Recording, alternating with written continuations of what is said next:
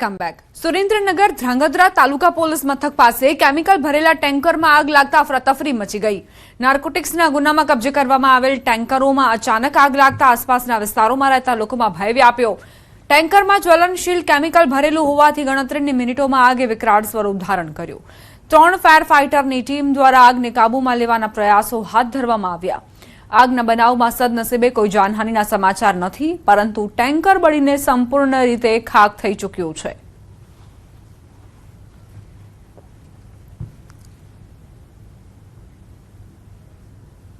સમાચાર અરવલ્લીથી પ્રાપ્ત થઈ રહ્યા છે। જિલ્લામાં ગરમીનો પારો 43 ડિગ્રીએ પહોંચ્યો। મોડાસા સહિત જિલ્લામાં પારો 43 ડિગ્રીએ પહોંચ્યો છે। સિઝનમાં પ્રથમ વખત પારો 43 ડિગ્રીને પાર પહોંચ્યો। અસહ્ય ગરમીથી જિલ્લાવાસીઓ હીટવેવમાં શેકાયા। બપોરના સમયે રસ્તાઓ સુમસામ ભાસી રહ્યા છે। ગરમીથી બચવા લોકોએ ઠંડા પીણાનો સહારો લીધો। અરવલ્લી જિલ્લામાં આજે ગરમી વરસી રહી છે, તેના કારણે નાગરિકો પરેશાન થઈ રહ્યા છે। પ્રથમ વખત પારો 43 ડિગ્રીને પાર પહોંચ્યો છે। અંગ દજાડતી ગરમી વરસી રહી છે। બપોરના સમય દરમિયાન રોડ રસ્તા સુમસામ ભાસી રહ્યા છે। કામ વગર લોકો બહાર નીકળવાનું પણ ટાળી રહ્યા છે। ભરૂચમાં યોજાનારી સ્થાનિક સ્વરાજની ચૂંટણીને લઈને આજે ઈવીએમ મશીનો સહિતની તમામ જરૂરી ચૂંટણી સામગ્રીનું કડક સુરક્ષા વચ્ચે સુચારુ રીતે વિતરણ કરવામાં આવ્યું। ચૂંટણી અધિકારીના માર્ગદર્શન હેઠળ EVM, ballot paper, ballot unit, control unit અને અન્ય સામગ્રી સંબંધિત મતદાન મથકો પર રવાના કરવામાં આવ્યા। 4 પાલિકાના 33 વોર્ડ, જિલ્લા પંચાયતની 33 બેઠકો અને 9 તાલુકાની 177 બેઠકો માટે મતદાન યોજાશે। તંત્ર દ્વારા તમામ તૈયારીઓ પૂર્ણ કરી લેવામાં આવી છે અને શાંતિપૂર્ણ તથા નિષ્પક્ષ ચૂંટણી માટે વ્યવસ્થાઓ સુનિશ્ચિત કરવામાં આવી છે। ભરૂચ જિલ્લામાં સ્થાનિક સ્વરાજ્ય સંસ્થાઓની ચૂંટણી જ્યારે ચાલી રહી છે, તે અંતર્ગત ભરૂચ નગરપાલિકા સામાન્ય ચૂંટણી 2026માં તારીખ 26/4/2026ના રોજ સવારે 7 થી 6 દરમિયાન ભરૂચ નગરપાલિકા વિસ્તારના 125 બૂથોમાં મતદાન થનાર છે।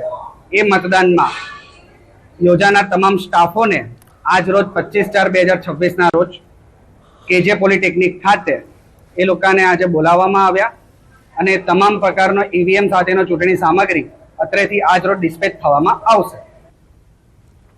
નર્મદા જિલ્લામાં રાજપીપળા નગરપાલિકા અને પંચાયત ચૂંટણીઓ માટે તંત્ર દ્વારા તમામ તૈયારીઓ પૂર્ણ કરી લેવાઈ છે। કુલ 4.15 લાખથી વધુ મતદારો મતદાન કરશે, જેમાં રાજપીપળા નગરપાલિકાના 24,058 મતદારો અને પંચાયત ક્ષેત્રના લાખો મતદારોનો સમાવેશ થાય છે। પોલિંગ સ્ટાફને ઈવીએમ મશીનો અને ચૂંટણી સામગ્રીનું વિતરણ કરવામાં આવ્યું છે, જેમાં પંચાયત માટે 1,498 બેલેટ અને કંટ્રોલ યુનિટ તથા નગરપાલિકા માટે અલગ યુનિટ ફાળવાયા છે। ऑलरेडी ही जो भी संवेदनशील विस्तार हैं उसमें पिछले हम जब से इलेक्शन अनाउंस हुए तब से हम हर जगह पे एरिया डोमिनेशन की एक्सरसाइजेस, पुलिस पेट्रोलिंग हम करवा रहे हैं। बंदोबस्त के दिवस सभी संवेदनशील जो पीएसएल्स हैं वहाँ पे हम स्पेशल पुलिस बंदोबस्त रखने वाले हैं।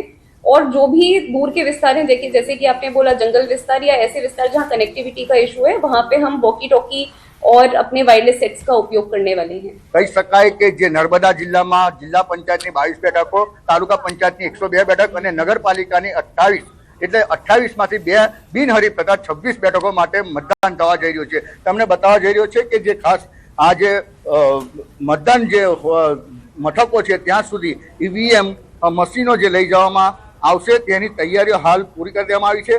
તમામ જે બૂથો છે, ગામડા સુધી બૂથો સુધી ઈવીએમ અને તેની જે તમામ જે સામગ્રી છે એ પહોંચાડવામાં આવશે। આપણી સાથે અધિકારી છે, અધિકારી સાથે વાત કરીએ। મેડમ, કેટલા બૂથો છે ખાસ અને કઈ રીતે આપણે હાલ કામગીરી કરી રહ્યા છે આવતીકાલે જ્યારે મતદાન છે? આજે નાંદોદ તાલુકા અને જિલ્લા પંચાયતના કુલ 113 મતદાન મથકો માટેનું ડિસ્પેચિંગ સેન્ટર અહીંયા અંબુભાઈપુરાની સ્કૂલ ખાતે રાખવામાં આવ્યું હતું। એમાં કુલ 565 આપણો પોલિંગ સ્ટાફ સાથે 19 route zonal assistant, zonal route supervisors તમામને આપણે યોગ્ય વાહન વ્યવસ્થા, જ્યાં બસ પહોંચી શકે ત્યાં બસ અને જીપ વગેરેની વ્યવસ્થા સાથે આપણે એમને રવાના કરીશું। તમામ મતદાન મથકની સામગ્રી સાથે કુટીર છે, બીયુસીયુ છે, સ્ટેશનરી છે, જરૂરી ફોર્મ, કવર્સ વગેરે બધું આપણે એમને વિતરણ કર્યું છે અને ત્યાં મતદાન મથકે પહોંચી જશે। નર્મદા જિલ્લામાં સ્થાનિક સ્વરાજ્યની ચૂંટણીનો જે ટીપાક્યો જંગ ખેલાવા જઈ રહ્યો છે, જેની તૈયારીઓ તંત્ર દ્વારા આટોપી દેવામાં આવી છે. દીપક પટેલ, ન્યૂઝ 18 ગુજરાતી, નર્મદા.